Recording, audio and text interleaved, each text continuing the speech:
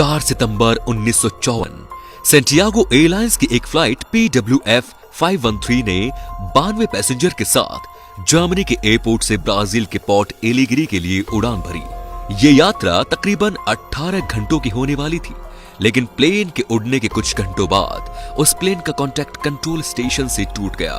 उसके बाद कई दिनों तक कांटेक्ट करने की कोशिश की गई, लेकिन इस प्लेन से कांटेक्ट दोबारा नहीं हो पाया। ऐसा लग रहा था जैसे वो प्लेन बादलों में ही कहीं गायब हो गया। फिर कई सालों तक उस प्लेन को ढूंढने का प्रयास किया गया, लेकिन उस प्लेन का पता नहीं चल पाया कि आखिर वो प्लेन गया कहां। लोगों को ऐसा लगने लगा था कि हमने उस प्लेन और उसमें बैठे 92 पैसेंजर्स को कहीं खो दिया। इस घटना के कुछ महीनों बाद सैंटियागो एयरलाइंस को हमेशा के लिए बंद कर दिया गया, लेकिन फिर भी कई सालों तक इस प्लेन को खोजने की कोशिशें जारी रही, पर न तो इतने सालों में प्लेन का पता लग पाया और न ही उसमें बैठे 92 यात्रियों का। उसके बाद धीरे धीरे सालों में बदल गए, लेकिन प्लेन को खोज पाना असंभव सा लगने लगा।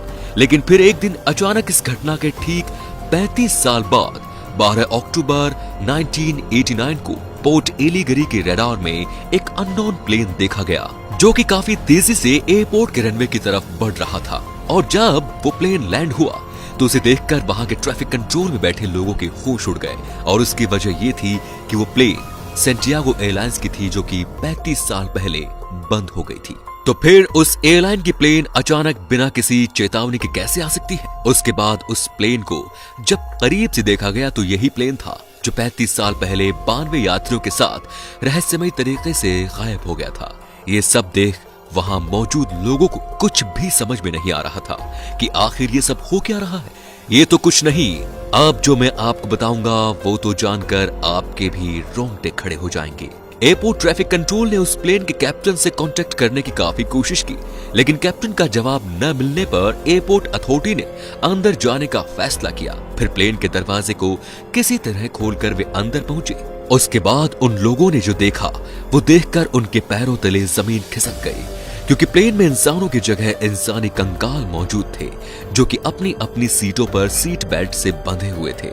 ये भयानक दृश्य देखकर एयरपोर्ट अथॉरिटी के लोग प्लेन के कॉकपिट की ओर दौड़े ताकि इन सवालों के जवाब वो कैप्टन से पूछ सके कि आखिर ये सब कैसे हुआ। और जब उन्होंने कॉकपिट का दरवाजा खोला तो वहां भी कैप्टन की जगह कंकाल मौजूद थे और उनके हाथ प्लेन के नेविगेशन कंट्रोल्स पर थे। इस घटना ने उस समय के सबसे जाने माने पैरानॉर्मल इन्वेस्टिगेटर और वैज्ञानिक डॉक्टर अटिलो का ध्यान भी अपनी तरफ खींचा, और साथ ही इसमें कई पैरानॉर्मल इन्वेस्टिगेटर्स मौजूद थे जिन्होंने इस रहस्यमयी घटना की असल वजह जानने की पूरी कोशिश की। लेकिन इन सभी इन्वेस्टिगेटर्स ने इस घटना के बारे में एक ही थ्योरी दी।